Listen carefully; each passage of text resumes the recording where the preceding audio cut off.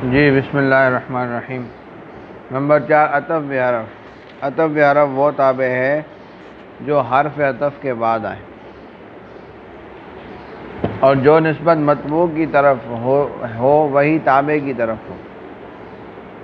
ٹھیک ہے، مطبوع کو معطوف علیہ اور تابع کو معطوف کہتے ہیں۔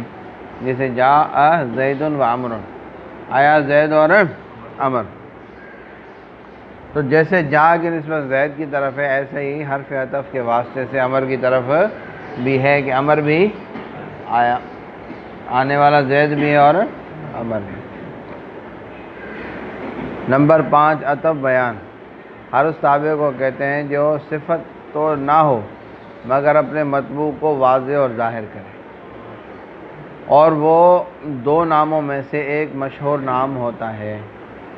جیسے جا زید ابو عمر، آیا زید ابو عمر، یعنی زید آیا جو ابو عمر کنیت سے مشہور ہے، تو یہاں ابو عمر عطف بیان ہے۔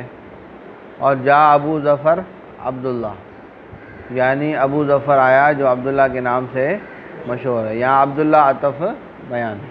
بات آئی سمجھ میں؟ یہ بات ختم ہو گئی۔ اب ترکیب باقیوں کی کر دی ہے، صرف اوپر والے کی کیسے ہوگی؟ جا فعل، زید معطوف علیہ، واو حرف عطف، عمر معطوف، معطوف علیہ مل کر، معطوف علیہ اپنے معطوف سے مل کر کیا ہوگا؟ فاعل۔ بات سمجھ رہے ہو؟ اور نیچے والے کی جا زید ابو عمر، ہاں اسی میں بتا رہا ہوں، ہاں ادھر نہیں جا رہا ترکیب جو لکھی ہوئی ہے اس کی طرف۔ جا فعل، زید مبین، کیا؟ ابو مضاف، عمر مضاف الیہ، مضاف الیہ مل کر عطف بیان، مبین اپنے عطف بیان کے ساتھ مل کر فاعل۔ ٹھیک ہے، فعل فاعل مل کر جملہ فعلیہ۔ اس طرح ابو آگے کیا ہے؟ جا فعل، ابو مضاف، ظفر مضاف الیہ، مضاف الیہ مل کر مبین، کیا؟